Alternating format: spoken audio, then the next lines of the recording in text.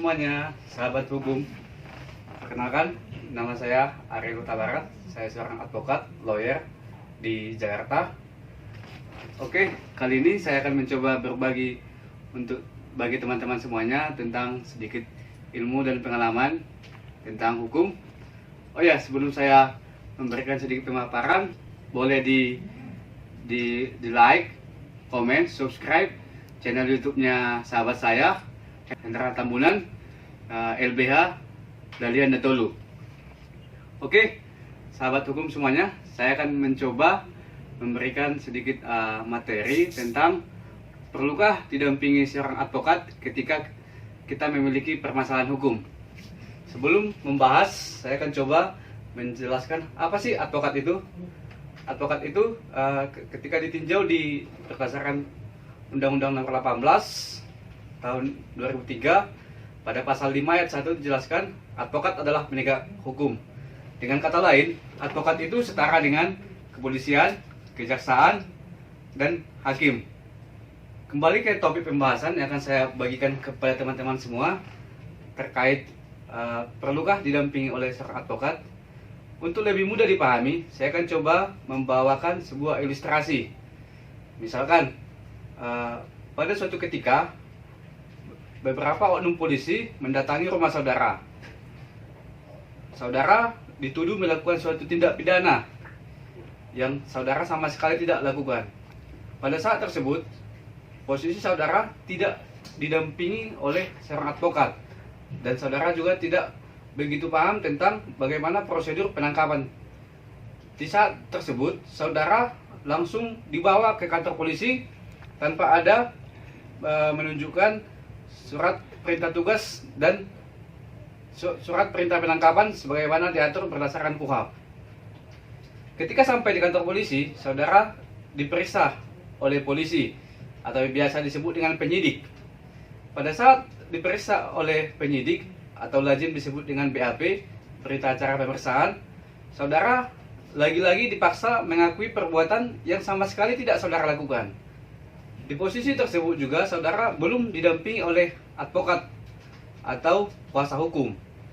Saudara dipaksa untuk mengakui perbuatan tersebut. Pada saat tersebut, mungkin saja oknum penyidik itu untuk mengejar suatu pengakuan, dia akan melakukan suatu intervensi, bahkan tidak menutup kemungkinan akan melakukan kekerasan fisik ataupun kekerasan mental.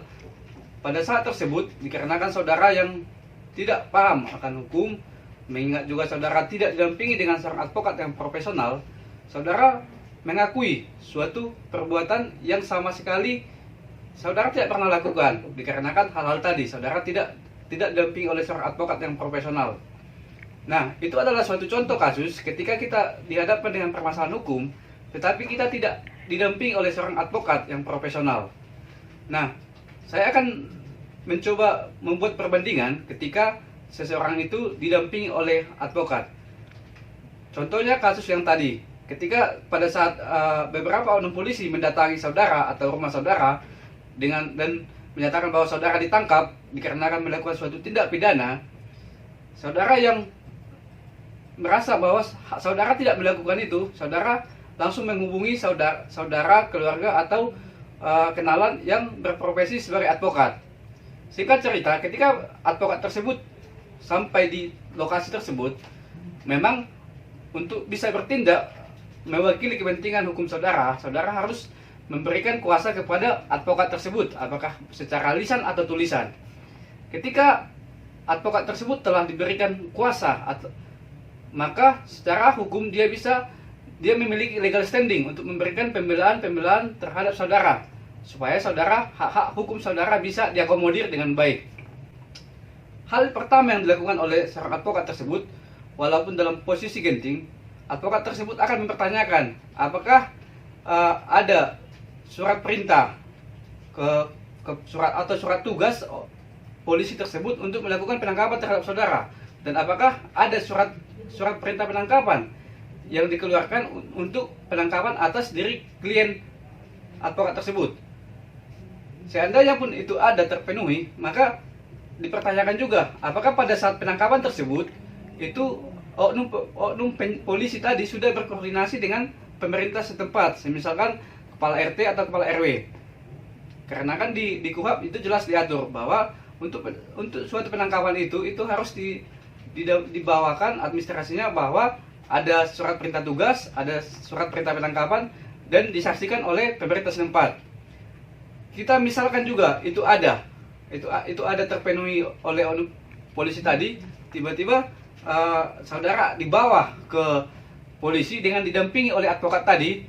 Pada saat pemeriksaan di kepolisian, hal tadi akan berubah drastis. Yang tadinya ketika tidak didampingi oleh seorang advokat, mungkin saja saudara akan dibentak-bentak oleh penyidik, dia disuruh mengakui suatu perbuatan yang tidak sama sekali dilakukan oleh saudara, bahkan mengalami kekerasan baik fisik maupun mental.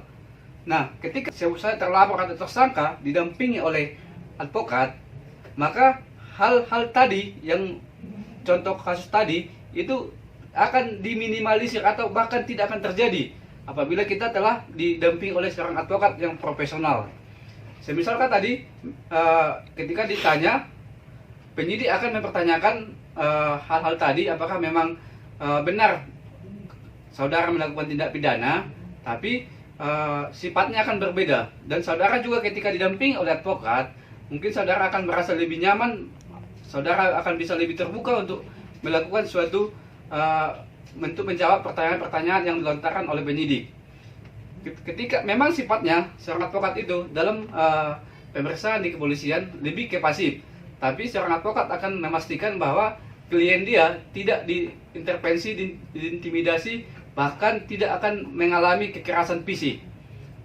Jadi dengan demikian hak-hak saudara itu akan terpenuhi, dan seorang advokat itu akan menilai apakah dari keterangan-keterangan yang diberikan oleh klien dia kepada penyidik itu menyatakan bahwa klien dia terbukti bersalah, dan juga akan mempelajari bukti-bukti apa yang dimiliki oleh penyidik untuk menetapkan klien dia tersangka. Apabila tidak terdapat bukti yang kuat dan juga keterangan-keterangan yang disampaikan oleh klien dia kepada penyidik tidak terbukti dia melakukan tindak pidana, maka seorang advokat akan menyampaikan ke penyidik bahwa klien dia itu tidaklah bersalah.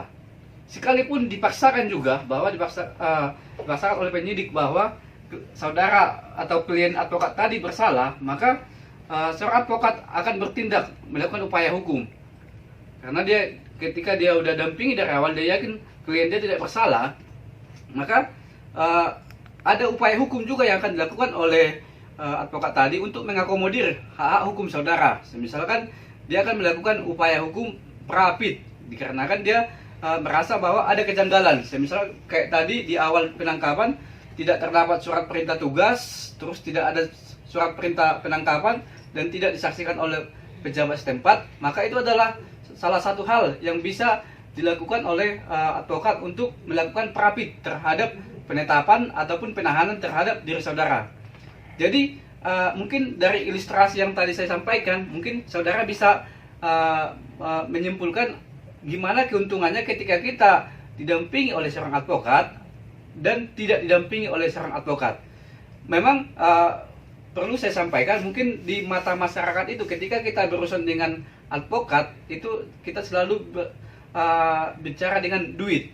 Namun perlu juga disampaikan sebagai juga edukasi untuk teman-teman bahwa apalagi di situasi sekarang itu sebenarnya banyak juga kita bisa mendapatkan pendampingan. Misalkan kalau kita tidak mampu untuk membayar seorang advokat, sementara kita yakin bahwa kita tidaklah bersalah, kita mungkin bisa meminta bantuan kepada apakah itu lembaga bantuan hukum, apakah itu Pusbagum. Jadi sebenarnya banyak tersedia. Jadi mungkin itu adalah sedikit pencerahan buat teman-teman semua. Bahkan sedikit berbagi juga ketika kita lihat negara-negara maju, misalkan di Eropa ataupun di negara Barat itu, hampir semua keluarga itu mereka sudah memiliki yang namanya lawyer keluarga. Jadi ketika akan bertindak,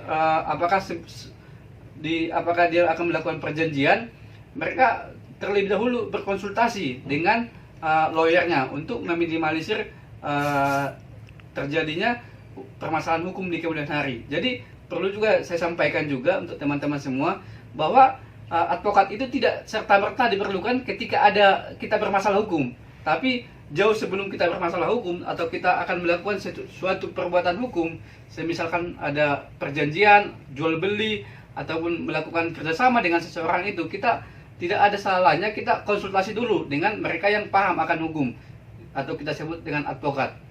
Oke, jadi kira-kira itulah yang bisa saya bagikan untuk teman-teman semuanya. Jangan lupa di like, comment, and subscribe channel YouTube-nya LBH Dalian Natolu. Terima kasih.